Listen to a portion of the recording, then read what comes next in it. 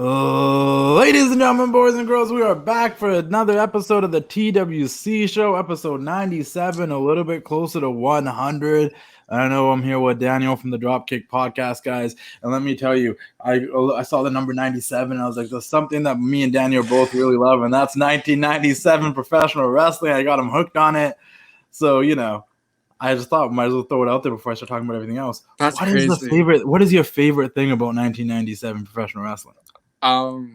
Dude, that's such a crazy coincidence because, of course, I love the year 97, but just the year, that year was just so special. Like, guys like Bret Hart, he was having his best work of his entire career.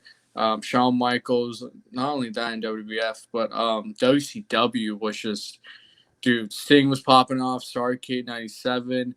NWO, Bischoff, you interviewed him. Go check that out, everybody. Great interview.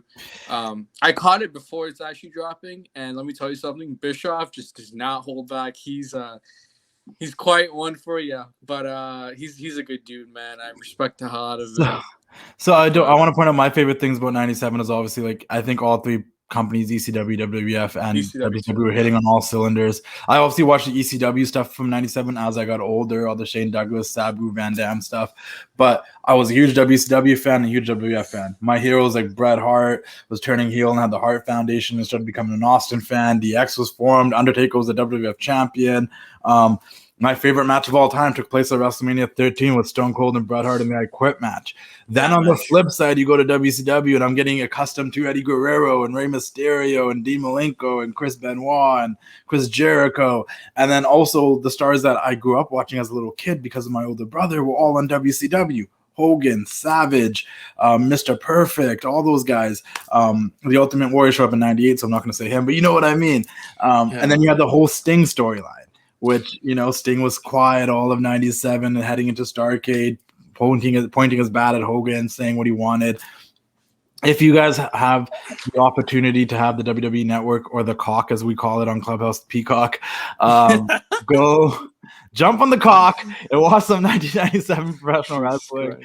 And shout out to Mika, Nikki, Santana, Arnold, and Kenneth, and everybody from Clubhouse. But go check out 1997. But I want to talk about the Bischoff thing for a second too. Now that you brought up, though, guys, yes, the Eric Bischoff interview will be dropping on Tuesday. This is going to drop today on Saturday. The Bischoff interview will be dropping on Tuesday. If you're one of the wonderful people subscribed to the Patreon here, you've already seen it. You could listen to it already. It's already available. It's been available to you guys, as well as the TJ Wilson one, which is dropping July 1st. It's already available to all of my patrons on Patreon. So appreciate you guys. You guys can subscribe as low as $2 to the Patreon, guys. You guys get everything early. I also just did this really impromptu interview with Fuego del Sol, who's facing Joe Alonzo on June 18th at the Premier Hall in Houston for Renegade Wrestling Revolution. Sounds like a video game company, but it's a real company in Houston. And it's Joe Alonzo Jr. versus Fuego del Sol. You guys might know Fuego from the Sammy vlogs and AEW Dark and AEW Dynamite and stuff like that. They have been cutting scathing promos on each other this past month. I post them on my page. You guys can check them out. Joe Alonzo is an old friend of Sammy Guevara. Fuego is a new friend of Sammy's, kind of taking Joe's spot. They're just been kind of promos on the show. So I brought Fuego on my show, but then I secretly also brought Joe on the show.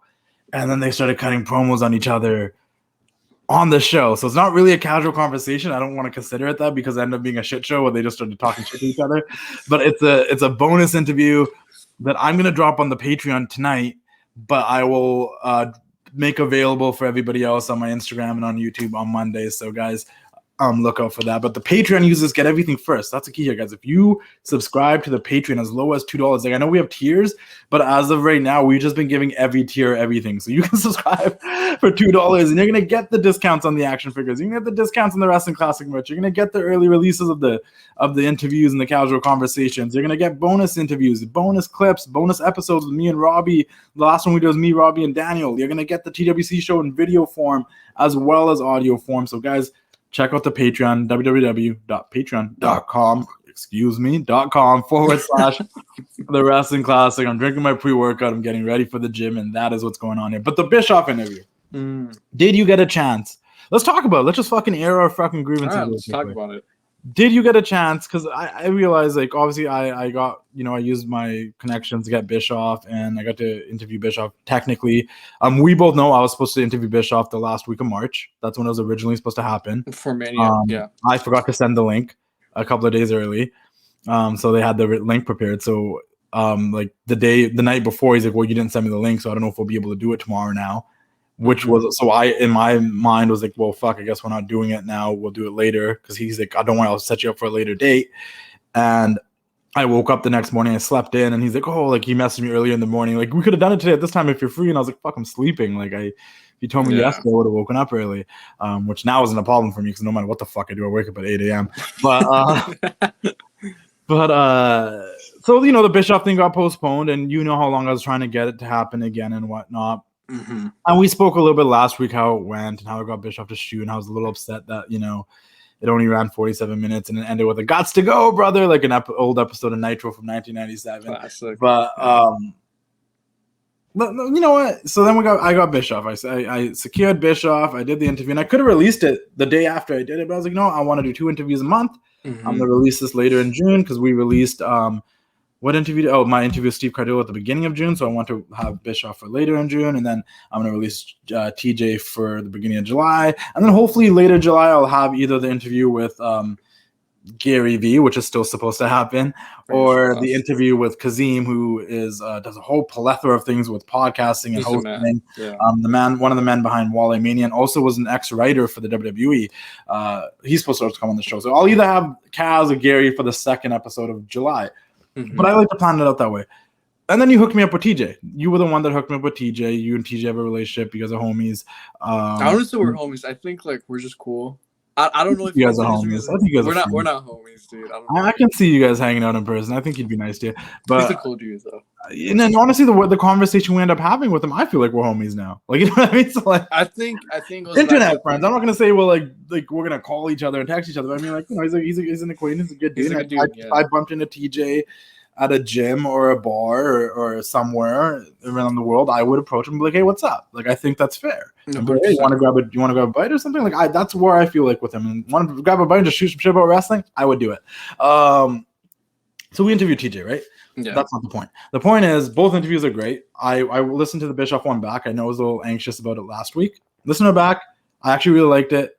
And I realized that I actually got Bischoff to like kind of shoot a little bit and be very honest and transparent about his thoughts about things he did in the past. For my older fans, the way they booked Sting for Starrcade, Bret Hart. I know we talked about it before, but I got him to even give us some more information that he never gave before about like his friendship with Bret Hart and stuff. That was really I also got him to shoot on more modern stuff in the sense of AEW having a second show. Do the ratings matter? Is wrestling too focused on wrestling today? Something I preach all the time. So it's cool. But my thing is this. Anyways, all that aside, I don't want to spoil the interviews for everyone. Yeah. So obviously when the pandemic started, right, there was this, everyone's sitting at home, everyone's bored, and everyone's trying to find ways to get creative. Mm-hmm. There's OGs out there, obviously, the Chris Van Vliets and the Alicia Toots of the world have been doing these interviews for years now, but they were mainly doing it in person. Like, one of the things I admired the most about Chris when I first discovered him was that he would like fly out places to meet these wrestlers in person to get these interviews. Like in the middle of his busy ass work schedule, Chris would set something up where he went to go meet the wrestler, regardless what the fuck they were, to get that interview. Like he just had a really big drive and passion to like make his YouTube page grow in that sense. And I always admired that. So those guys are like the OGs. So this has nothing to do with Chris Van Vliet or Alicia to people in the industry like Renee Paquette because she's dope. And I'm not hating on anyone overall, to be honest with you. But then what happened is there's been a plethora of people who wanted to start doing interviews. Mm-hmm. Nobody created the wheel of doing interviews. Nobody created doing virtual interviews. There's no one that can claim that they started that shit. I can't even say I started that shit. Like I did Instagram live interviews back in the day with Sean Mooney and Rikishi. I did in-person interviews with Jinder and Sheamus. Like I tried. I fell off. Like I was doing podcast interviews with the Singh brothers and El Phantasmo back in 2015. Hey, MJF too, man. MJF, I have 2 interviews with MJF. I'm not saying I created the interview thing. I'm just saying, from my perspective, it's just a little bit of a bummer when you do interviews with people and then other interviewers also do interviews with those same people and you're all releasing them around the same time. So For example, I'm a big fan of that Angle podcast, Angle Radio. Don't get it confused with Kurt Angle's podcast. It's a separate thing. The Angle Pod. He actually named it the Angle Pod first, then the Kurt Angle podcast came out, and that sucks for him. But good dude. 90s Wrestling Podcast, another good dude. But I was looking at our guests, and we had like the exact same guest scheduled for the next month. They both got TJ and they both got Eric Bischoff. Guys, go check out the interviews. I'm by no means discouraging you not to check out the interviews. Go check them out. No, they're great people, man. Really, from an overall perspective, it's just a little bit fucking annoying that we got these people at the same time and we're releasing them at the same time. I listen to Angle podcasts. It was a different vibe. Different questions were asked. And any questions that work similar to my questions, I don't know if it's a skill that Eric Bischoff has or if he intentionally did it on purpose, but he somehow answered the questions differently. The ones that were similar, differently than the way he answered my podcast. Which I like about him because he probably got asked the same thing, right? And a lot of people that you interview, when you ask him that same question, they're gonna say the same thing, but he really went out of his way to do that, and he's like fucking Bischoff at the end of the day, right? So, but does that ever bother you? The fact that like you get an interview and because I remember that even the day I interviewed Bischoff, the reason he had to go is because he had the interviews lined up, and I understand that. Most celebrities and athletes went out, they'll do like media junkets, or they'll, if you ever did media row for WWE at a WrestleMania or SummerSlam, they're going table to table and getting interviewed by multiple different sources. Mm-hmm. I know, but it kind of threw me off, and No, I think it really depends how you take it into perspective. Like, you got to go back to the reason why you're doing this. Are you doing this for the clout? Are you doing this to make, relationships with that person, like network or whatever? Or are you just doing it for fun? You know what I mean? And I think personally for me, I'm just trying to network and me trying to get in the wrestling business. Like, this is what I find it's easier to do considering we're in a pandemic. I can't travel. Can't meet people in person. Like, it's very hard. So this is my way of networking, and yes, it can be annoying, but it's also like I'm doing this for myself. I'm not like, if someone doesn't want to watch, they don't want to, they don't have to watch, right? Well, and then I also noticed, and then, honestly, I'm talking about this not only from my perspective, just for anyone else out there that's doing interviews and you get intimidated or you get annoyed maybe a little bit when someone else interviews the same people. Everyone's got their own styles. And to exactly. Point, for me, it's always been about networking since day one. It's always been about I won't say till day one. Once I realized what I had in like 2016, it's been all about networking. And shout out to the wrestling classic. And then obviously when I started the interviews, like, it was for fun. If you look at a lot of my earlier guests, majority of them were people that were friends of mine that I just want to shoot the shit with.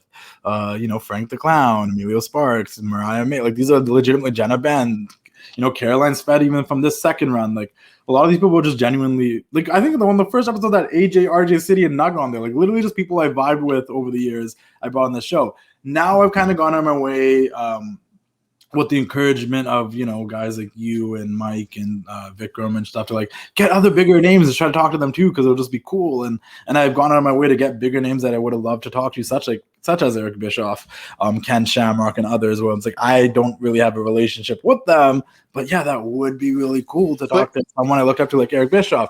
That being said, so there is a part of networking involved with it. There's a part of fun involved with it. But then what I also realized is that everyone's got a different style. Mm-hmm. So when I listened to the Angle Pod, I was like, oh, this is completely different to the vibe of my show. I don't know if it's better or if it's worse, or it's just different, but it was different. And I was like, oh, and I'm sure when the 90s Wrestling Podcast does his with Bischoff, that's going to be a whole different style and vibe. So that being said, if you are out there and you're an interviewer, if you're in any sort of job or career where people are doing similar things to you, might be doing the same crime. Maybe if you're a professional wrestler trained to be a wrestler and you're like, well, I'm wrestling, this guy's wrestling, this person's getting more opportunities and I'm getting the same opportunities. How do I do better than him? Stay true to yourself. Don't get discouraged. Stop comparing yourself to other people, because just focus on your goals and your set and on what you're doing, and the content will tell the story. No, it really will. Your uniqueness will tell the story. It really will. I agree. Because yesterday I was in this weird fuck. I'll tell everybody. Like, I didn't want to do these anymore, man. Like, I kept, things just didn't work out, and I hated it. But I was like, listen, if I just start from ground zero again and build myself up, like, everything will come together. And that's what it's all about. It's all about having fun. If you're not gonna have fun, then you're gonna feel like shit.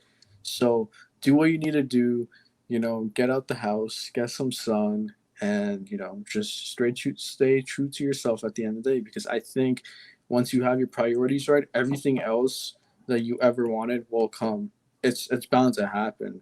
And I think it goes back to the thing, like, people interview these people, these celebrities, these wrestlers for their own reasons. You grew up watching Eric Bischoff as a kid, watching Nitro, and now that's another feather in your cap. You grew up watching Rob Van Dam. We did that.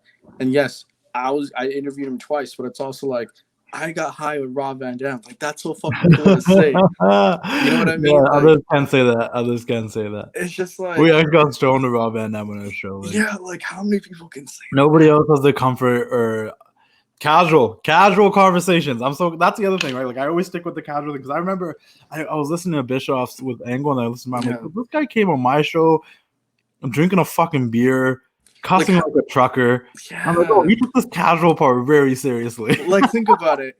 Imagine, like, being in that, like, WCW, like, arena, all those fans, and you're one of those fans. Imagine how many people got to talk to Bischoff in the next 30 years. You know what I mean? Like, and a lot of people, that puts into perspective for you. A lot of people hit me up, and when they saw that I was promoting stuff, like, yo, dude, you got to talk to Eric Bischoff. Did you ever think when you started this page you had to talk about Eric Bischoff? And I do think I have come to a place sometimes. Listen, I'm humble as fuck. I still don't think I've really accomplished anything I've wanted to fucking accomplish. I still have so many goals and stuff. I think that's what the problem is. I'm always so busy looking forward of what I fucking want to do, what I haven't achieved yet, that I don't kind of ever usually sit. And I've talked about this so many times. I talked about this when I came on the Dropkick podcast with you and Vic the first time. I feel so weird to say the Dropkick, but yeah.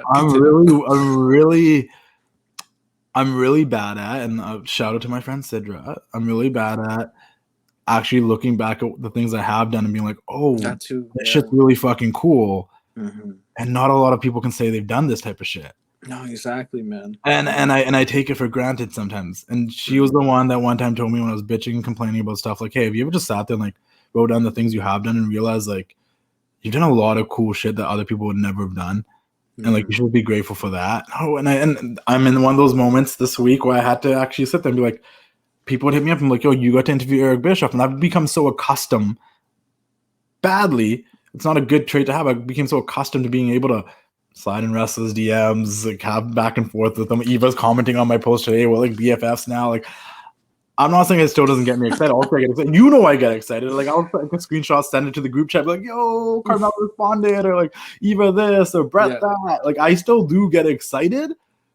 But I also think there is a part of me that's also like, because you're so programmed as being the wrestling class, you're just immune to all these like successful traits. You know what I mean? I don't fanboy, but I do fanboy. Like, it's weird. Like, you can visibly tell I was nervous talking to Eric Bischoff. I was 100%. Fanboying inside, and I've said it a million times. You put me in front of any wrestler from the modern era, I won't fanboy. I'll try to talk to them like I want to have a beer with them or have a bite with them if they're not alcoholic. But like, when I talk to someone I grew up watching, like an Eric Bischoff, who I watched as a little kid, like we watched that old 2003 Monday Night Raw the other night. I'm like, yo, I interviewed him. That's crazy. Yeah.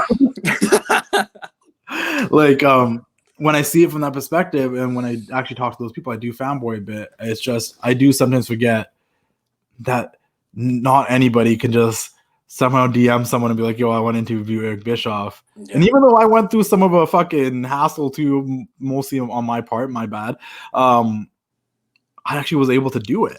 Yeah, man, it's hard this day and age. And Bischoff's one of those guys where, he's very opinionated, and all of us are. But like, if he doesn't want to do something, he won't do it. You know what I mean? And he took the time out of his day to do your show, and that's huge, man. Like, and I thought that he didn't like me, but as I listened back, I think he vibed with me. He vibed with you. He just had to dip. He just had to dip. And I know, like, you set this whole thing in your head where it's like, oh, it has to be a certain way. Never do that, man. Never do that with anything. Like, things can change on a fly, and like, that was a lesson for you, right? But at the end of the day, it's just one of those things where it's like another feather in your cap, man. And, like you say, the beat goes on.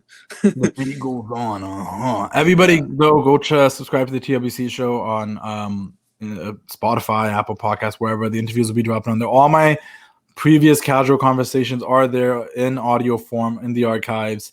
Also, every weekly TWC Show gets uploaded there. Guys, once again, like I said, this show's usually going to drop every Sunday now. But if there's a pay-per-view on Sunday, it will drop on Saturday, and that's the case today. That's why you're getting the TWC Show today, because we got to make our in-your-house predictions. talking about not getting your expectations too high. I do that a lot with wrestling pay-per-views where I don't get my expectations too high, which honestly is so helpful because when I do watch the pay-per-view and it's better than my expectations, which weren't high in the first place, I end up enjoying the pay-per-view a lot more. If my expectations are way up here in the pay-per-view when it gets here, then I'll be pissed off. But if my expectations are down here, if you're watching on Patreon, you can see me move my hands. But down here, and the pay-per-view ends up just right here, a little bit over those expectations, it's still a good pay-per-view. And that's how I feel about In Your House. But before we make a prediction, I just want to talk about one last thing. Because regarding the podcast stuff, guys, go support everybody that's doing interviews. Go support all the podcasts. Go support the Dropkick Podcast. Go support that 90s Wrestling Podcast. Go support the Angle Pod. Go support people you're probably already supporting. Go support Ryan Satin and Sean Ross Sapp and everybody else, and the Wrestling with Awareness podcast, and the Your Story with Sock Monkey Mike, and goddamn the Jobbers Tears podcast, and go support everything. You get a shout out. You get a shout out. Go support Chris Van Vliet and Alicia Toot and everybody. Just show love to everyone, guys, and support everyone's businesses and help us all grow. And a huge shout out to Rosenberg, who dropped an album recently, which I was kind of concerned about. So I was like, is Rosenberg rapping? But no, he made all the beats and they sound sick. And honestly, it reminds me of an old mixtape that you would find online that you download with all your favorite rappers or underground rappers rapping on top of some sick beats. And yeah, man, Rosenberg killed it. So if you guys, it's called, I think it's called After Dark. Let me double check here. I think so. Late Night. I'm pretty sure it's called Late Night because it's it's a play off of his old talk show, Open Late. But guys, yeah, go support Peter Rosenberg. It's called Real Late. There's 13 songs. West Side Gun's on there. Ghostface Killer, Method Man, Wale. Everybody's on this thing. Go download and stream Real Late with Peter Rosenberg, and go download and stream Madison Beer's new song Reckless, because shout out Madison Beer. I'm gonna meet you one day. What up, Daniel? But anyways, into NXT In Your House. It's the second annual In Your House for NXT. As of right now, there's 5 matches on the card. I think me and Daniel can both agree that we both probably haven't been the best at keeping up with NXT, as in watching the show weekly. Me being me, I do always check to see what happened on the show after the fact. If something stands out to me, I'll go watch the highlights. For example, the whole reintroduction of the $1 Million Championship. I went and watched that on YouTube after because I was like, yo, that's dope. But I don't always watch NXT, but I do watch the takeovers. I don't think I've actually ever missed a takeover, and if I have, I've watched it after the fact. I enjoy the takeovers. There's 5 matches on this card.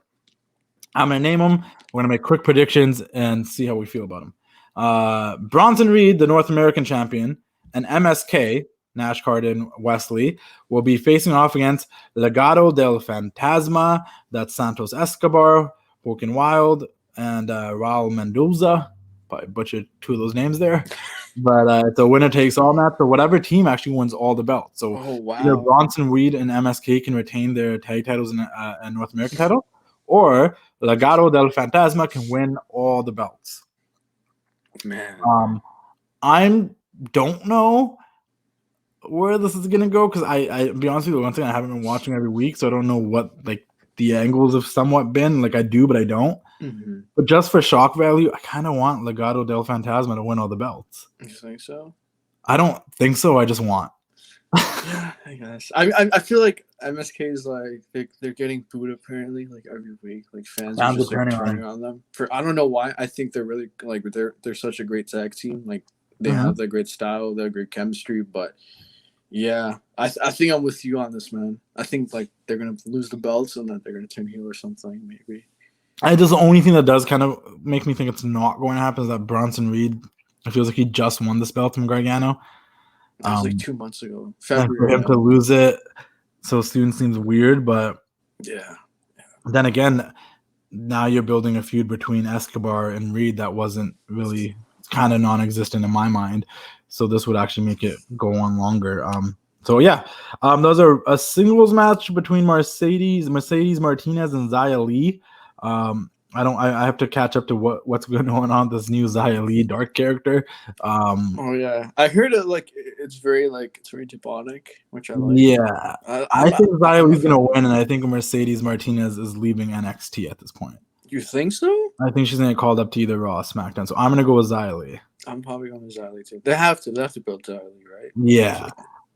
We have the ladder match for the vacant $1 million championship. And it's Cameron Grimes versus LA Knight. And I'm sure Ted DiBiase will be roaming around somewhere, or at least awarding the title to the winner or something. But it's a ladder match. It will be good. First big takeover match for LA Knight. I'm not. If he had another takeover match, it was not this big of a deal.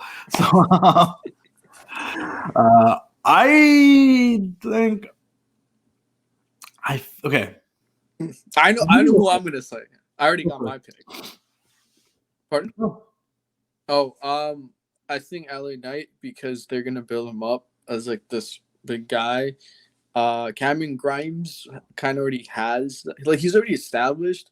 You know what I mean? Maybe he can be like managed by Ted DiBiase. I don't know, but I don't think he needs a title as much as LA Knight. This might sound like a cop out. So my prediction is who I think is gonna win, not who I want to win. Okay, so keep that's not a cop out, guys. I think LA Knight's gonna win. I do. Oh, yeah, exactly. But deep in my soul, I want Cameron Grimes to win. No, I want him to win.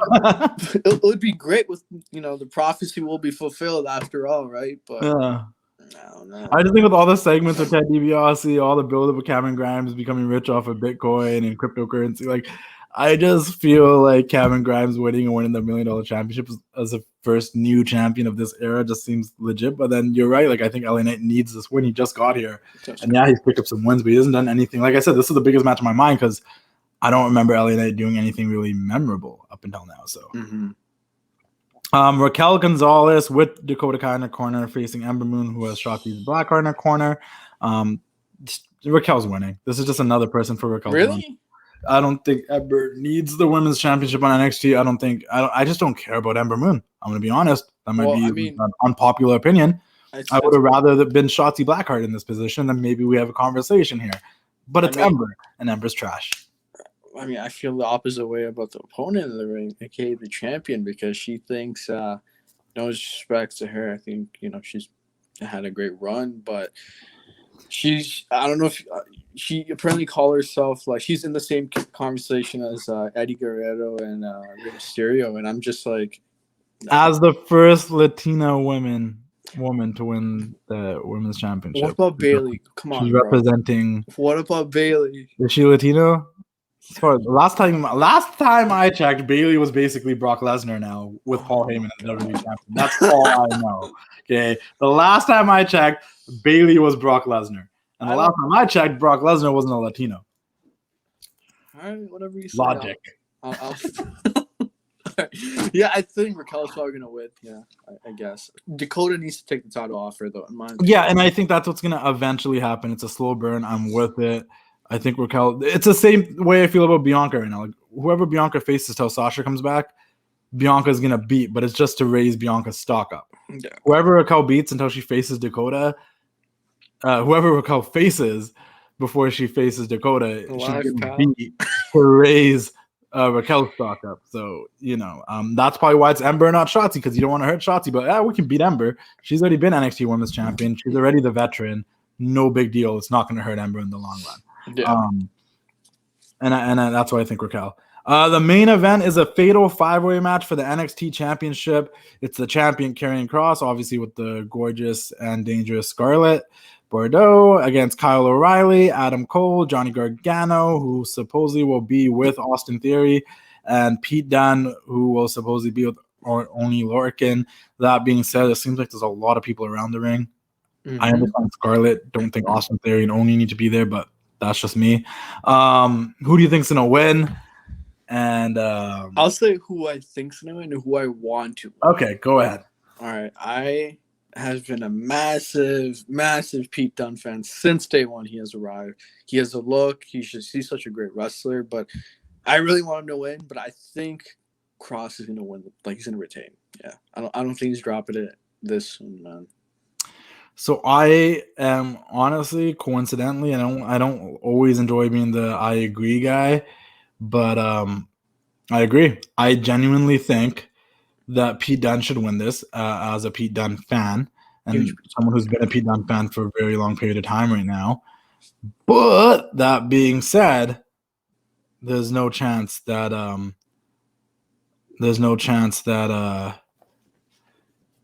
Karrion Kross is losing out. I mean, if they want him to drop the title, it's a smart way because he doesn't have to be pinned to lose the title, which keeps him strong. But I mean, do we want to see another Gargano reign? Do we want to see another Cole reign? Like the only way Kross is someone screws Kross out of this, or of course he can protect Kross because he can't get pinned in this situation, which could piss him off. Or if Kross is going to the main roster, which I don't know if I'm ready for that yet. It's too soon. NXT can't lose him yet. Not yet. No. But that's NXT in your house. No, I was gonna ask, like, where I haven't seen Ciampa in a while, man. Like on TV, I know he's been killing it on Instagram with his workouts and everything. He looks ripped, but I miss the guy, man. He had his presence to him on TV, but I hope he comes. I'm with you. Did anything happen on Raw that was notable?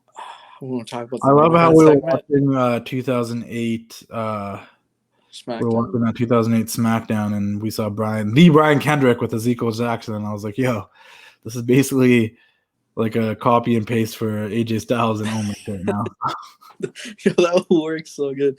No, the Raw main event like segment with I think Alexa and Shayna. Like, I mean, okay, yeah. So this how do you feel about that? I didn't watch all of Raw, but I watched the last hour. No, I know you did. Yeah. And being said, there's things I do remember. Now that you brought that up, first things first, before we get to the really bad Alexa Shayna segment, your boy Jeff Harvey finally won a match after losing to Jinder and others. Dude, I got so happy. Like when he beat Cedric Alexander, who I thought they were pushing Cedric. Is this pushing towards a Jeff Harvey and Cedric feud? If so, I'm not mad at it. Like if Cedric is like, if he wins the feud overall, which is okay, just as long as they book Jeff to look somewhat strong, I guess. And with crowds coming back, so I guess like they got to give Jeff something to do. He's a valuable wrestler on Monday Night Raw, and got to use him right. Yeah, and you know me, like I have a really weird like feeling about guys like Jeff Hardy and Rey Mysterio still being on the roster in the sense that they don't feel the same way. Don't Brother Nero or Ray in any other company right now, whether it's AEW, MLW, Ring of Honor, New Japan, they would feel like a huge star and a big asset to those companies. But in the WWE, they kind of feel like they're nostalgia acts at this point. Like you see Ray and you're rooting for Ray just because it's Rey Mysterio. You don't, like they don't treat him like he's going to win a world title, even though we'll talk about that in a second of Ray being in this feud with Roman now. And then Jeff is the same thing.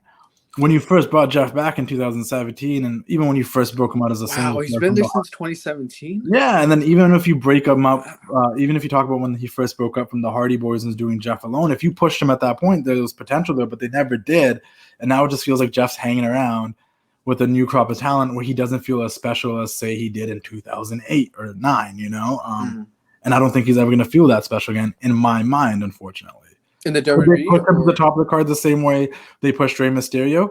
I said that while we were watching Raw on Monday in the clubhouse. I was like, you know what? Realistically, they could have Drew feuding Jinder or someone right now, and you could have had Jeff Hardy have a 1-month feud with Bobby Lashley for the WWE Championship. Yeah. Put those two in the cell against each other. It could have worked. You could have sold us on it, but they don't book him like that. I think it's at that point where he's just waiting for Krause to come back, and like I know you like joke about it and stuff, like the theme's not gonna do anything. I personally, being a Jeff Hardy fan since I was a young kid, I think it will. I think that theme is just so like universally loved by all like Jeff fans, and like I know you're just like, what the fuck is he saying right now? No, but it's just wait till Krause come back, man. It's gonna be a game changer in my mind. Shout out to Randy Orton's goatee. I'm digging it. I don't know. It just looks cool. It's a different look for Orton, and just little things like changing your hair and goatee. And Orton's done that a lot throughout the years. Does freshen up your character. So shout out to Orton. I'm still digging the Orton Riddle thing. And speaking of tag teams, I feel like we need Asuka off TV for a bit now. She's still here. She teamed with Nikki Cross. They beat Charlotte and Rhea. That's cool. But unless you have a plan for Asuka, keep her off TV if she's not going to be in the title feud or in any other major feud. It just feels weird of her just hanging around, teaming with Nikki, dancing, because they've butchered the booking of Asuka for the last year. Since the summer of 2020. I'm going to say the summer of 2020 was good when Asuka and Kairi were fighting Sasha and Bayley, but everything after that feud with Sasha and Bayley, it's just I think ever since Kyrie left, I think that kind of really like didn't help Asuka.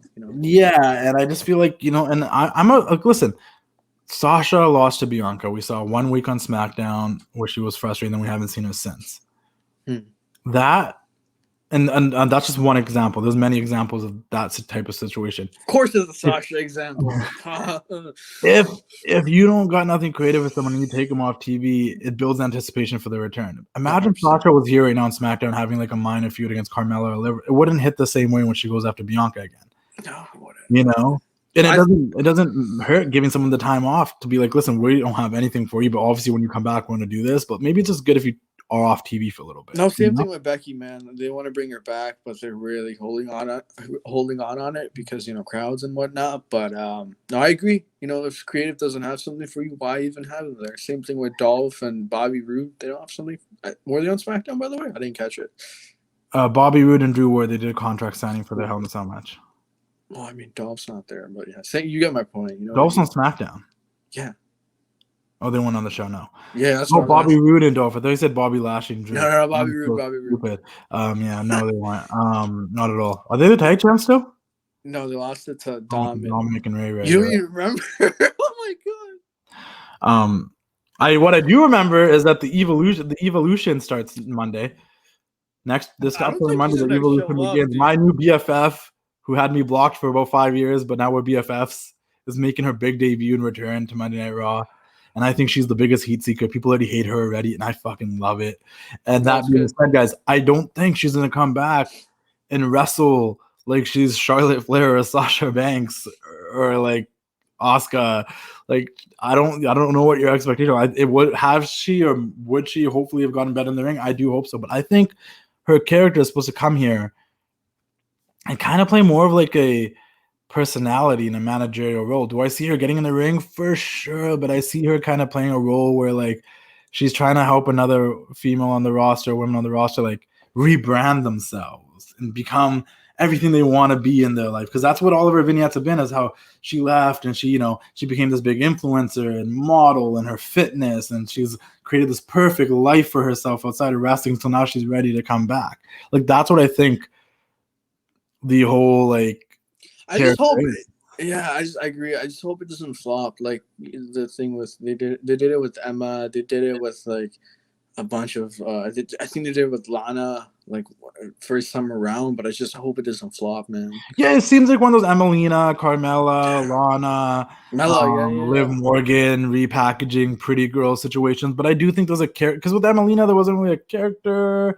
With Liv, it was like she gave herself a makeover. Carmella just became a diva and just is now the hottest woman in WWE. That's but she is. Shout out to Carmella, beautiful, beautiful.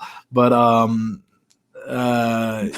think Eva's character is more about Eva being fucking like cocky and just telling people. I left wrestling. I still remain successful, and now I'm back. And you still talk about it. And I'm bringing my credibility to wrestling now. It's not, I'm trying to get famous off of wrestling. Mm-hmm. Let me help these other women learn how to, become a larger than life influencer or something. Does that make sense? Yeah. Shayna Baszler and Alexa Bliss. Jesus Christ. I love cheesy, stupid Shayna. Who booked this crap? When something is so bad that it's good? No, yeah, just like the clusterfuck battle royal. The Lana Bobby Lashley wedding. When shit is so bad that it's good. Listen, like once again, it was bad. I by no means am gonna sit here and tell you that it was good. It was like a low budget, straight to DVD horror movie situation, and the fact that it's all over a dumb doll, it was bad, but. That all being said, ask me what happened on Raw like 4 weeks ago. Don't have a fucking clue. Ask me what happened on Raw 2 weeks from now. 2 weeks ago, I'll probably be like, yo, was it that Shayna Alexa segment? Because that show was fucking stupid. No, I agree. I think like it is memorable because it's so bad. But like it reminded me of the Warriors thing where he appeared in the mirror and Hogan was like tripping out. And he's like, what? Do you see that, Bischoff? And Bischoff's like, what do you see? But, what a weird segment. And not a lot of people liked it. of course, but I don't know, man. What else happened on Raw? I feel that like was it. That was it. It's just that segment. That's the final thing to cap up Raw. Like, how do you feel about that segment? Do you think? Are you okay? So this is the thing. I was talking to Nikki from Clubhouse about yesterday because my whole thing prior, like a couple of weeks ago, was, Alexa's gonna target Charlotte. Like I thought Alexa was gonna target Charlotte, and then Rhea can go face Nia or Shayna or something. By no means did I ever think that Shayna was gonna be the one Alexa targets. I mean, if it helps Shayna in the long run, I mean, she lost to Reginald like last week, which is just I don't know what they're doing. I mean, this is the first time Shayna's doing something outside of Nia Jackson teaming with her, back to her own thing. And like, is this where we see Shayna get dominant again, or is this where we just see her get dominated by this new voodoo powered Alexa? I didn't even know that fucking doll had a name until like yesterday. Really? Yeah, you're like Lily. I was like, how do you feel about the whole mirror sequence? Obviously, reminiscent to someone younger like me, reminiscent to the whole Hogan Warrior scene from Nitro back in '98, which was so funny because Hogan could see the Warrior in the mirror, but Bischoff was standing there and couldn't see the Warrior. He's like, "What are you talking about?" And I was like, just a funny segment, guys. If you haven't, go back, find it on YouTube or on the network or on the Cock and check it out. But like. And then also reminiscent to the 2005 Undertaker Randy Orton feud where they played the same type of scene. But instead of it being another human or Alexa in the mirror, it's a fucking doll. And I think that's what made it even more fucking stupid. It goes back to the thing where it's so bad, it's so good, but it's just like, it is what it is, man. People are just, it is what it is. Speaking about seeing fucked up shit, we witnessed a murder on SmackDown when SmackDown producers had a really good camera angle and cut of Roman Reigns just tossing Dominic. Why does Dominic always that get power bomb? Yeah, no, we witnessed a murder. There's a murder here. Why does Dominic always get his ass beat by like Brock Lesnar, Seth Rollins, Roman Reigns? He always. Okay, now let me go back to what I was saying earlier about Rey Mysterio when we were talking about Jeff Hardy. Listen, I love Rey Mysterio. Since I was a kid, has been an enigma in his own right. Jeff Hardy's has been like, when I was a kid, I thought this guy was so cool. I grew up loving Rey Mysterio. Like, Rey Mysterio is one of the greatest of all times, without a doubt. He's a GOAT. He's a legend. He's an icon. He set the bar for modern day wrestling in a sense with his lucha style and everything that he brought to America along with the other cruiserweights. Like, Rey is like the man. Oh yeah, no question fucking about it. Rey versus Roman, there's money in that for sure. I'm not saying it's a bad idea, but if Rey's sticking around in the WWE as this nostalgia hack and just being here to push his son's wrestling career, wouldn't it just be better if it was Dominic versus Roman? And I know that pisses people off. Like, Dominic shouldn't get a Universal title shot. Like, nobody believes Rey or Dominic's gonna win this belt. So why not just have? That all of this is to further the Roman J Jimmy storyline. So why not just have fucking Dominic face Roman in the cell? Well, I think. Chat me up, yo. Chat me up, Daniel. How do you feel about this? Shout out to Conrad. Chat me up, Daniel. How do you feel about this? Well, I think. Well, obviously, Rey's gonna get his fucking ass beat in this. Can you imagine him just getting thrown? And I know Dominic's probably getting involved. So this is my angle, and I'm actually gonna make a post about this today on Instagram. My boy Abdul Malik is making me the edit right now. Oh, you hit him up? That's sick. And it's I was gonna do another one of my fantasy booking posts, but obviously I like to talk about them on it too. Wouldn't it? Look, this is the Wrestling Classics. How I would have booked the Hell in the Cell match for Roman Reigns. I would have had it be a situation now where Dominic's got his ass kicked by Roman 2 weeks in a row. He's like, no, I want to fight Roman Reigns. I know we only have 1 week left, so we have to book this fast. I want to fight Roman. So if you kick off SmackDown with Dominic, even with a neck thing on, like attacking Jey Uso backstage or something. No, I was thinking that too. Right? And then now he's pissed. He's like, yo, I keep getting beat up. You're facing my dad. And then Dominic's like, no, you have a Dominic Rey segment in the ring where Dominic and Rey are like, Dominic's like, I want to fight Roman Reigns in the Hell in the Cell. Let me do it. Mm-hmm. Rey's like, no. Then obviously Roman comes out. Talks about, or comes on the big screen, talks about like, oh, you attacked Jay, he's hurt, what are you doing, yada, yada, yada. I will fight either one of you in the cell, I don't care. And I'll even put this belt on the line because you guys can't beat me, I'm the tribal chief, yada, yada, yada. Comes down to a situation where you got Adam Pearce and Sonya Deville backstage, they're trying to deal with Rey and Dominic. They're like, well, we can't have both of you face Roman in a handicap match. I think that's he's not going to be okay with that. And, we get a situation where it's like, well, why don't we have a tag match where the Universal title's on the line? and it can be Roman and either Uso versus Dominic and Ray. But then we find out Jay got hurt in that attack by Dominic. He's not cleared to wrestle on the following Sunday. Yeah. So now it has to be Roman and Jimmy versus Ray and Dominic inside the cell for the Universal title. So either if Dominic pins Roman, he's a champ. If Ray pins Roman, he's a champ. But if Roman and Jimmy win, Roman keeps the title. Now you have so many conflicts here. You have both Mysterios trying to beat Roman Reigns to win the belt and just get revenge. But you also have Roman then being like, well, fuck, I wish this was Jay because I don't know if I can trust Jimmy. Is Jimmy going to help Roman win? Is Jimmy going to be conflicted? We're going to have to the point where in the match you have Jimmy at one point get frustrated with Roman. And you know how Roman matches. They're going to hear them talking to each other. Like, we're going to hear the words of like, yo, go get him, beat the shit. And then Jay's going to be like against being the crap out of Dominic that much. You know, like, yo, like the kid's already busted open. He's beat. Like, what are you doing? And Roman's like, finish him. And then Jay just like domes Roman with the chair. And it seems like, you know, I mean, Jimmy hits Roman with the chair. So you think like, oh my God, Jimmy just took out the tribal chief. And then when Ray tries to go pin Roman, Jimmy still throws Ray off. I'm like, nah. And then like Jimmy finishes off Roman and wins the match for Roman. And doesn't acknowledge Roman still. He still walks out and they have like this little stare down situation where Roman's pissed. He's still the champion. And now Jimmy's like conflicted because at the end of the day, Roman was at some point going to cut a promo, maybe at Hell in a Cell or on that SmackDown. Like, listen, me having this belt feeds this entire family. So if you cost me this match, you're costing your kids and your wife and everybody else food off their table too. So you make the smart decision this Sunday and you figure out if you can help me win this title and if you're actually going to acknowledge me. So he does end up helping Roman win the belt, retain the belt, but he still doesn't acknowledge him. No. That's a good scenario, but we were on call talking about this. I was like, so everything's the same, you know, Jimmy's in the cell with Roman, but like, what if Jimmy like threatened, like what if they got on top of the cell, Dominic and Jimmy, and Jimmy like try to like threaten to throw Dominic off, and then, you know, Ray just surrenders. It's like the double, or it's like the blood and guts finish. Except this guy just ripped off blood and guts. We had this conversation. I remember this now. I remember this conversation. Because that would be sick. He just threatens him. He's like, but he still throws him off the fucking like, you know, the cell. But it's like cooler and shit. You know what I mean? Like, come on, there's money in that. But I like yours better too. It's I'm gonna make the post today. You guys will hopefully you guys check it out and drop a comment. Other than that, happy birthday, Mark Henry, by the way. Shout out to Mark Henry. But other than that, SmackDown had its moments. You know, I really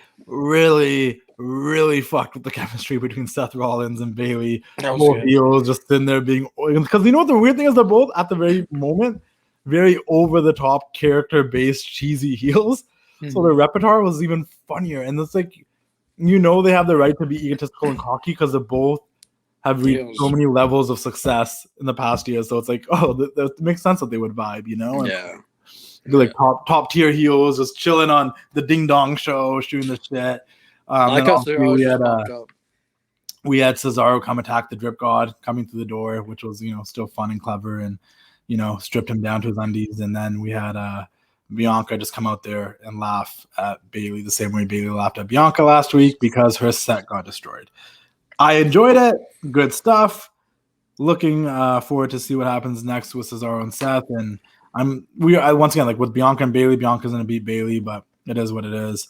Otis shaved his beard. Supposedly Montez is hurt, but I think it's part of the angle. And that's pretty much it for SmackDown. There's a bunch of other, like Shinsuke beat Corbin again and a bunch of other stuff. But nothing. Did you hear? No, I was going to say, did you hear that they want Samoa Joe back? I was going to get to that next. Samoa Joe is supposedly rumored to be at the Performance Center. Yeah, and they want to bring him back for NXT. Oh, last thing about SmackDown, I still find I find it very confusing whatever they're doing, because since Alistair's now gone, they brought Big E back on TV as if he never got kicked, teaming with Kevin Owens to face against Apollo and Sammy. You got 4 guys, Sammy and Owens, who've been feuding each other, Apollo and Big E that's been feuding each other, and they're all still kind of feuding each other with no direction. So we'll see what happens, but please find direction for those 4 guys because they all deserve it. And can we get it a little fresh? Like, if Owens and Sammy have been feuding since before WrestleMania, Apollo and Big E's been feuding since before WrestleMania, let's switch it up. There's rumors that they might want to bring a few people back that they released, but Joe's one of the ones where I think Triple H and the NXT crew are down to bring him back for NXT. which we've seen that happen before, all at Drake Maverick. I don't know how I feel about him going back to NXT. I don't think he should go, man. I think he should go venture out, go to All Elite Wrestling, do a gig there, see how he feels, man. No, same. I'd love to see him anywhere else, but I also understand keeping him as like Joe is older. Joe's been around. No, I understand that. The early 2000s. Yeah. Joe's been wrestling just as long as Cena and Orton and AJ Styles and Punk posted tales the anniversary of his match with Joe at Ring of Honor that everybody was a highly acclaimed match from back in the day. He's been around the block. He's not one of these young guys that came in like 2008, 9, like the Seth Rollins and the Romans and the people in the world. Like he's old school. So you're wondering, like, yeah, he can go anywhere and add credibility to any company. But it is coming to a point, and we're gonna switch gears to quickly talk about AEW anyways, where AEW is signing is kind of doing what they said they wouldn't do and sign all ex-WWE talent and to sign anybody they can. That's what it seems like they're doing. Their roster is getting way too bulked for them to even control and handle. They have so much good talent on their roster and only so many top spots that some people are suffering because of it. Joe coming in there for a one-off and shit would be cool. I said, I think when we talked about where everyone's going to go when the releases happen, I'm like, Joe's the type of guy that could go to AEW and he could have some bangers with a couple of guys, but he'd also be really valuable in a producer, agent, trainer role backstage, even throw him back on commentary if you want. But yeah, wouldn't he be more valuable to the people on NXT than the same way? Yes, but there's more money out of a match than Samoa Joe and AEW. No, you're right. You're not wrong. It's going to bring more eyes to the product. It's just going to bring more eyes. That's where I think it's become a thing of, do we let him go do something like that, or do we just bring him back here, pay him, and have him down on NXT instead? I don't know if he wants to. Because he's at a place where he doesn't need to be, like, he could be in any company, in either company. Don't get me wrong. He could be the top guy in either fucking company. He could have been the Universal WWE champion on the main roster without a doubt. But he doesn't need to. No, I don't think he should be a champion. No, 100%. No. That's not what I'm saying. I'm just saying, he could run in either company. No, he's also valuable in so many different aspects now, later in his career, as a producer, as an agent, as a trainer, as a person that can help other wrestlers do things. And I think that's where he's going to be used the most valuable, if he's used for all of his assets. So yeah, he can go to AEW, can wrestle and be a lot of money, can do that there. Or he can come to NXT and do it there and also get paid for it. Yeah. I think. Are you kind of saying you wouldn't want him to come back to WWE unless he comes back to the main roster? Not even the main roster. I just don't think they know what to do with a guy like him. You know what I mean? I get he's injury prone. I totally understand that. But just throwing him on commentary every week, not giving him a one-off match, every couple months, kind of a letdown. I don't know. And I'm a huge Samoa Joe fan, man. I love the guy, but I feel like there's just 5 more matches in him that we can get, 5 classic matches. You know what I mean? Just 5 belts, man. That's all I'm asking for, or 2, whatever it may be. No, I'm with you. I'm not against it. I get what you're saying. I just, like I said, I get it. What would you have him do? Would you have him go back to NXT? I wouldn't mind it because I don't. Like I said, my problem with AEW right now is it feels like they're even getting too stacked with talent. I think they are. And they're signing everyone. There's already rumors that they're ready to sign Aleister Black as soon as he's available. I don't know how I feel about that. You see, but then now me being me, I would rather them sign Aleister Black than Samoa Joe, because you can have Aleister Black on that roster as a main player. With Samoa Joe, you can also have him on the roster as a main player, but he also is in that we already have a Sting and a Christian and a Mark Henry and a Big Show. Listen, I think Aleister should just go back to WWE, man. There's unfinished business there, with Big E and stuff, and I think that Aleister should just finish his career.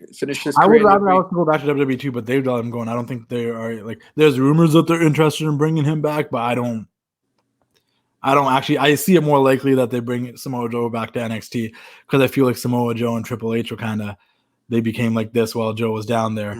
And I think that's what it is, actually. It's more just Triple H being like, well, fuck, I would love to have Joe down here teaching these guys how to cut promos and shit. Yeah. You know what I mean? I can see that shit. Yeah. Whereas you're not going to be like, I want to bring Aleister Black here. I think he's if you're going to bring Aleister Black anywhere, you're going to bring him as a talent because you want him on this show. I'm not saying you don't want Joe on this show. Either company that would get Joe would put Joe on the show. I just feel like Triple H would know how to use Joe better in a producer, agent, teaching role than anybody in AEW. That's a fair point, actually. Yeah, you're right. I see that because he's done so much more in the WWE as like all those other, aspects of being in the business. I posted that picture where it was like Team Vince, Team Heyman, Team Triple H. Remember I posted that picture and like it was like Sheamus, Orton. Like we could easily pluck Samoa Joe and put him on Team Triple H. Like I feel like Balor, you can throw. I feel like Joe's the Triple H guy. In a sense. 100%. And it's not even like bringing Joe in to be like a wrestler on NXT. Like for sure you can have him in a match or an angle or something. But I feel like Triple H looks at Joe and was like, yo, this guy can bring so much, like, because he's one of those old school guys that have been here since 02, and that was my point I was trying to make, that he can bring all this knowledge to the guys they have down there now, like, because he has all that experience. No, 100%. And he's friendly with a lot of guys down there, and there's a lot of younger talent that could use Joe and pick Joe's brain. No, 100%. I agree. And that's why I feel like Triple H is probably like, well, fuck. Maybe we don't hire Joe back as a wrestler, but we can bring him to NXT and he can be like a trainer and a teacher and shit if he doesn't want to go wrestle anywhere else. Yeah, that's fair. I mean, at the end of the day, it's all up to him, right? If he doesn't want to wrestle, then I totally get it, man. When it comes to Alistair, yes, I would love Alistair to come back to the WWE, but also Alistair can go anywhere else and be Alistair or Tommy End, So yeah. True. AEW announced a lot of their dates and for their shows coming up in the summer, their non-pay-per-view big shows, the shows that they usually do every year that are like big shows but not on the pay-per-views. There's a Road Rager on July 7th, which is going to be taking place in Miami, Florida. There's Fyter Fest on July 14th and Fyter Fest Night 2 on July 21st, both taking place in Texas. And the Fight for the Fallen event on July 28th in Charlotte, North Carolina. Obviously, you guys know they try to book big matches for these events because they treat them like their class of champions or Saturday night main events, like not the pay-per-views, but the shows that you get on television that almost have pay-per-view quality matches. Mm-hmm. Looking forward to that. Just for those people that live in those areas, make sure you look out for tickets for that because fans are back for AEW. That's good, man. Dynamite overall, I'm not gonna lie, I have to go back and watch the last half hour or so, everything from the women's match from Nyla Rose and Layla Hirsch forward to the main event. I did not watch the main event. I do know that Hangman and 10 defeated Team Taz, creating more of a rift between Brian Cage and the rest of Team Taz, but I did not watch that part. I need to go back and watch it. The last thing I do remember seeing was the Jungle Boy Kenny Omega promo. I liked it. I don't listen, they did nothing to make you think that Jungle Boy is going to win, but I don't think any of us think Jungle Boy is going to win next week. But we are expecting a really good match in one of those situations where like Jungle Boy gets more offense and maybe some really close near falls more than we expected. Jungle Boy is not known to be the greatest talker on the mic. That's not his strong suit, right? Mm-hmm. Omega went in there, kept grilling Jungle Boy, and then when he asked Jungle Boy to say something, Jungle Boy said, "You talk too much." And I think that's perfect. That's all you needed. And then they started brawling and they broke it up. Quick build to the match next week. Obviously, Omega has so much coming up, whether it's fighting Moose, I think tonight. I think he's fighting Moose tonight. Dude, I think he's actually hurt. I don't know. Yeah, and I think he's hurt. And he's supposed to fight Andrade in August. Like, there's so much going on. He's a fucking workhorse, man. That I really did enjoy that segment. Miro fought Evil Uno for the TNT Championship. Listen, no disrespect to Evil Uno. The video package using Brody as like the reason why Evil Uno is going to try so hard, I don't think that was necessary, to be honest with you. It's kind of like a cheap ploy to make us think that Evil Uno had a chance of winning. He was doing it for Brody. Like, you didn't need to use it, in my opinion. I might be wrong. That's just me. I don't like the fact that it went as long as it did. Miro should have dominated Evil Uno and won. Point blank. Period. That's all I'm going to say. The fact that Evil Uno even had a lengthy match with Miro when you're trying to build Miro as this monster. Like, Lance Archer having a lengthy match with Miro makes sense because it's Lance Archer and he's, a powerhouse too. But Evil Uno, in the best case scenario, is a really good tag team wrestler. Yeah. I mean, I think he's very not green, but he's coming up there, man. I think give it 5 years, he'll be good. It just takes practice. And Evil Uno, I just know it takes practice. It's not that he's not good, but as a single star, like he shouldn't have been this successful as a single star right now. No, I get that, but I think like they're just trying to they're just trying to experiment. You know what I mean? They're just trying to, and especially on like Friday Night Dynamite, they're just trying to see what works and what doesn't. You know what I mean? Yeah, hopefully it's one of those things. Hopefully the ratings get better hopefully they just get back to Wednesday. But if this is a sign of how Rampage might do on Fridays, not looking good. But but also Rampage is only supposed to be an hour show, and so it'll be an hour after SmackDown, whereas this is 2 hours after SmackDown. 4 hours of wrestling was tough to get through. No, it's not. It's not tough. We just witnessed a murder, and then we found It's hard, man. Yeah, it's hard. Oh, by the way, Liv Morgan, Mella had a match, right? Fuck yeah, they did. And Liv Morgan won some 50-50 booking. Usually people complain about that, but I'm okay with it because that means we get more Liv Morgan and Carmella. And shout out to Liv. She was wearing that thigh band that said Rue and show some love to Ruby Riott. And yeah, man, my girls, Liv Morgan and Carmella. And I say my girls in the sense that they both are very supportive and follow the page and have been just like really dope human beings towards me. And all jokes aside, and not even jokes, they're both really gorgeous, and I will not deny that. But that all aside, they're both really cool, man. They're fucking good people, and I'm glad to see them featured. I'm glad to see them wrestling, and I know a lot of people may not be fans of them, but if you I say this almost every week, you pay attention. Carmella's good in the ring. She delivers. She's gotten better year after year after year, and every time she's given the opportunity, she gives us a good match. And the same can be said about Liv Morgan. I'm glad they're both being featured. I'm glad they're having their own side feud outside of the women's title feud, because I do believe you can have more than one feud at a time on every show for the women. And I'm not saying a whole women's show, but you can have 2-3 feuds going on at the same time, just like the men have 2, 3, 4, 5 feuds going on at the same time. It's allowed. So no matter how much we're having Bayley and Bianca, we're also having Mella and Liv, and I'm with it. Obviously the longevity can't be there forever, but whoever comes on top of this feud can maybe be the next person to challenge Bianca before Sasha comes back. And I think that's cool, man. I'm ready for round 3 between Carmella and Liv Morgan, man. And guys, go support both of them. Talk about the match. Be hyped about it, because they deserve more opportunities. No, 100%. Speaking of opportunities, did you see that video on John Cena trying to tease SummerSlam? Yeah, I did. I don't know. I don't want John Cena at SummerSlam. Fuck that guy. Personally, okay. No. Let's talk about it. Okay. Let's talk about it. I think he should be there. They're trying to hype up SummerSlam as like the WrestleMania. It's always like that this every year, but I feel like with fans back, like they need Cena back. Brock. Fuck Cena. I'd rather have Brock. No, I think both of them should be there. No, Brock versus Lashley. Roman can face someone else. We don't need Cena. Cena's trash. This guy hates Cena, huh? You can't see me. And you also can't see Cena at SummerSlam. I'm joking. He might come back, and if he does, good for him. And good for the people that like him. Darby Allin said he wants to face Ethan and Scorpio Sky alone and does not want to find another tag team partner. Sting wasn't about that life, but Darby said he wants to do that. Don't know where this is going to go. Well, Darby beat Ethan Page and Scorpio Sky by himself. Tune in next week to find out. I think other than that, the only other things that really stood out to me, obviously Christian did his thing. QT Marshall and Cody are going to continue their feud.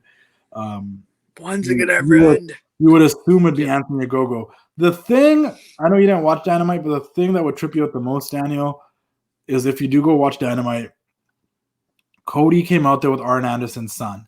I saw that. Oh, God, he looks just like his daddy. It's fucking cool. I never knew he had a son, man. That's really cool. So he came out there with Brock Anderson. We're using the shoot name Anderson. And yeah. I mean, we're not using the shoot name. We're using the gimmick name Anderson. And he looked just like Arn. And I first I was confused. I'm like, who is that? And then I was like, wait a minute. I looked at his face and I'm like, this guy looks like Arn. It was Arn's son. Arn has mentioned that his son is intrigued into getting more involved with professional wrestling, so I'm intrigued to see how this goes. Really cool, man. Cool opportunity. It's cool to see, Brian Pillman's kid on Dynamite, and now Arn. We got Taz's kid. We got Arn Anderson's kid. I love this, man. It's like this. We got Dusty's kids in there. Cody and Dustin. It's freaking cool, though. We got all the kids in there, But, all them kids, all them young bucks.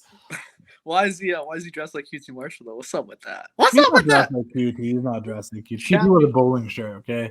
This man was wearing a polo. There's a difference. True. Right. But I just think, what is it going to be? Anthony Ogogo and QT versus Cody and Brock? I don't know. Cody and QT having a singles match again in a couple of weeks, but I don't know. It's good for Brock, man. He gets he gets that experience, get those reps in, and learns and gets better.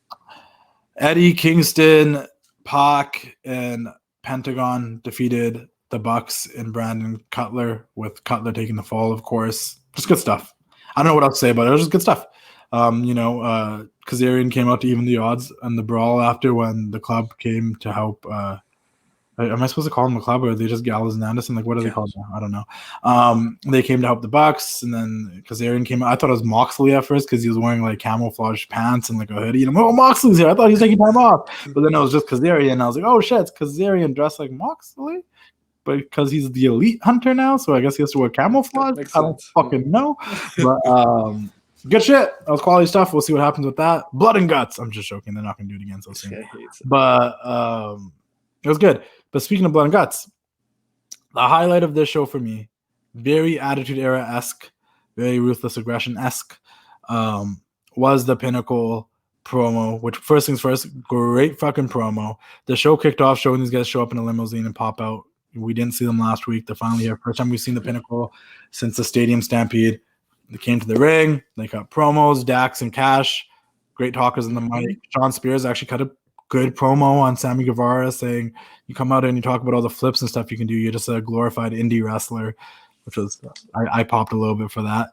And cheap pop. Wardlow said his shit, and MJF just was in that attitude of like, he just, and I loved how he was like, oh, everyone here might be like fucking mad. He's like, I'm just tired. And I'm like, yo, we've all got that. That's like you on like a fucking... I'm not even like, I'm just tired of this. Sometimes, and then it ended up cutting to a scene where the inner circle was destroying the limo. My only thing is this: I wish it kind of like made the limo seem like it was branded more as like a Pinnacle limo or like an MJF limo. Like MJF's like maybe a tease that like the MJF knew the driver, like that was his personal driver, because I know it would have been more effective than thinking like these guys rented a limo to come to the arena and then the inner circle just destroyed the limo. No, I go. But maybe that's me overthinking the situation. This guy always. But they destroyed the limo. They put it on a forklift. They spray painted it. They destroyed the fucking thing, and it was fun, man. It was good shit. It was good shit. No, I watched that. It was good, man. And yeah, I'm hyped for Jungle Boy and Omega to fucking tear the house down. To me, great. But yeah. I have to go back and watch the Britt Baker and the Nyla Rose stuff, and I do need to watch the main event with Hangman and Tan. That's the only stuff I didn't catch. I had to hop off to record the stuff with Fuego del Sol and Joe Alonzo, so I missed that. So I do still have to watch that. Guys, we're gonna wrap this up. We're going overtime, but I just genuinely want to say you have Christian here. He's having great matches. I know eventually we're going to get Christian Omega. Nobody gives a fuck about Christian versus Matt Hardy in 2021. I'm just going to say it. Okay, no one gives a fuck. No one gives a fuck. Nobody gives a flying fuck. What also could have been dope on this show is I know they're doing it next week, but yeah, I get it. You got to save things for the following weeks. It's cool. But we're going to have the Andrade El Idolo interview with Jim Ross, sit-down interview next week, and that will be good. The vignette they played for that to promote it was cool. They were making Andrade seem like the face of Latino wrestling, and I'm with that, man. It was cool. Yeah. Is there anything else you want to add, guys? Make sure you subscribe to the YouTube channel. Make sure you subscribe to the TWC Show and Apple Podcast, Spotify, wherever you listen to podcasts. We got more articles coming out for 1:37 p.m. The most recent one I dropped was about the most memorable wrestlers that were homegrown in WCW from my perspective growing up as a kid. Go check that out. The links are all in my bio. Subscribe to the Patreon. Come join us in the chats on Clubhouse during the shows. If you have an Android, you can now download Clubhouse. The app isn't the same as it used to be and not as poppin', but the wrestling room still pop because we created our own little family and group of friends who come join us, man. Daniel, is there anything you want to plug? Yeah, if you can, check out the Dropkick Podcast. I knew professional wrestlers and other people in the business. I will soon, hopefully, fingers crossed, have Alex Wright on the show. He was a big part of WCW back in the day. And I know I made Justin watch a bunch of Alex Wright matches this one time. And he's a great wrestler. Love the guy. Yes, if you can do that, I'd really appreciate it. And support Justin. Support all the podcasts as we mentioned earlier. 90s Podcast, the Angle Podcast, Your Story with Michael Wexler, Wrestling with the Winners with Vic Impression, and many others I'm missing. I can't remember and I'm talking so fast. But I'll leave it to you, Justin. And that's the bottom line. Because Stone Cold said so. Oh, yeah, dig it. We out of here. Chat me up. Chat me up, yo.